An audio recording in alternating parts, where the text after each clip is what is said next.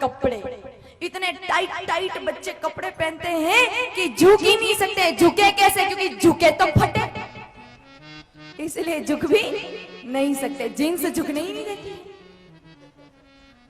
इसलिए जितने नौजवान युवक यहाँ बैठे ना जो जीन्स पहनते, छोड़ देना। वैसे आप जानते हो जीन्स क्या है? मैं आपको हकीकत बता देती हूँ इस जीन्स की, शायद वो सुनने के बाद आप जीन्स कभी दोबारा नहीं पहनोगे। इंग्लैंड नाम का देश है, नाम सबने सुना है? इंग्लैंड में सफाई कर्मियों के कपड़े बहुत ज्यादा फटते थे। ये जीन्स कहां से आई उसका इतिहास बता रही हूँ। इंग्लैंड में सफाई कर्मियों के कपड़े वस्त्र बहुत ज्यादा फटते थे। वहां की जो गवर्नमेंट है, वहां की सरकार है, वो सफाई कर्मियों को कपड़े दे देकर थक गई। तब इंग्लैंड सरकार ने, इंग्लैंड गवर्नमेंट ने एक आदेश जारी किया, एक फरमान जारी किया।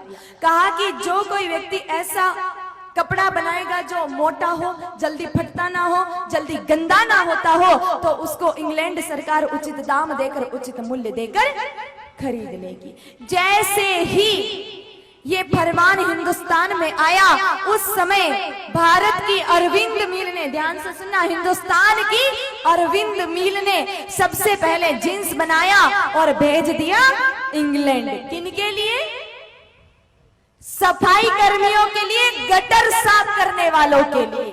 तो जितने भी भाई जीन्स पहनकर अपने आप को फतेह सिंह दरबार, और जितनी बेटियां जीन्स पहनकर अपने आप को महारानी विक्टोरिया समझती है ना, उनकी औकात गटर साफ करने वालों से ज्यादा की नहीं, क्योंकि ये पोशाक ही उनकी है, ये बनाई ही उनके लिए गई थी। इसलिए अगर आप अपने आप को गटर साफ करने वाला ना समझो तो जीन्स बिल्कुल भी मत पहनना।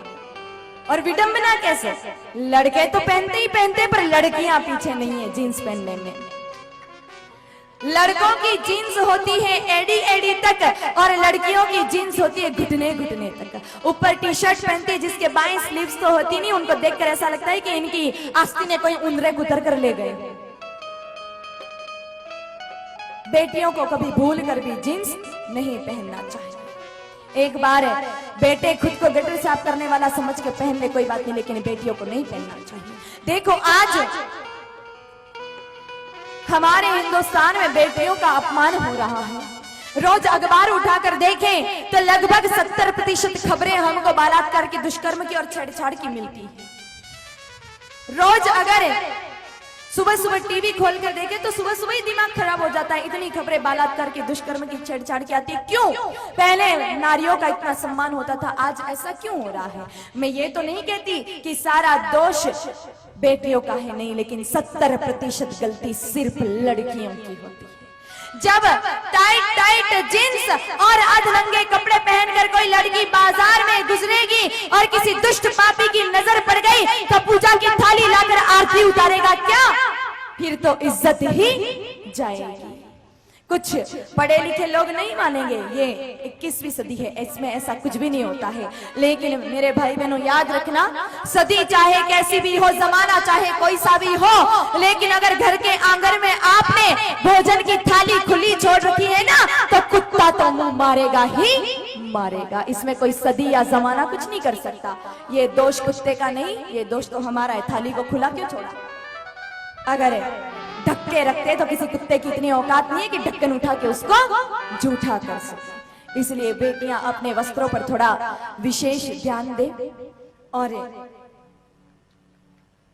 इस तरह के कपड़े बिल्कुल ना पहने।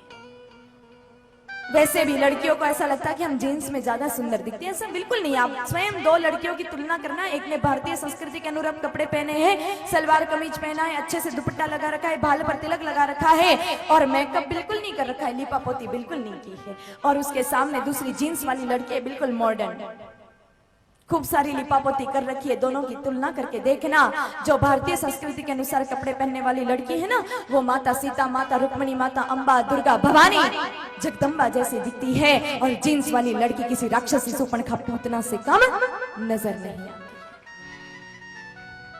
आजकल कोई कम कपड़े पहनता है ना, तो हम लोग क्या कहते हैं? फैशन में है। फैशन की परिभाषा क्या? मतलब हमारे दिमाग में यह है कि जो जितना कम कपड़ा पहनता है, जो जितना ज्यादा नंगा है, वो उतना फैशन में है। ये तो कोई फैशन की परिभाषा नहीं हुई। और अगर सिर्फ कम कपड़े पहनना ही फैशन है ना, तो फिर हमसे ज्यादा फैशन तो कुत्ते करते हैं, क्योंकि कुत्ते भेड़ बकरियां तो कपड़े ही नहीं पहनते, वो तो बिल्कुल ही फैशन में। फिर देखो, इस दुनिया में सबसे ज्यादा अगर कीमती कोई है तो वो है इज्जत। और जो जितनी कीमती होती है ना, उस चीज को उतना ढक के रखा जाता है, सबके सामने प्रदर्शित नहीं किया जाता है।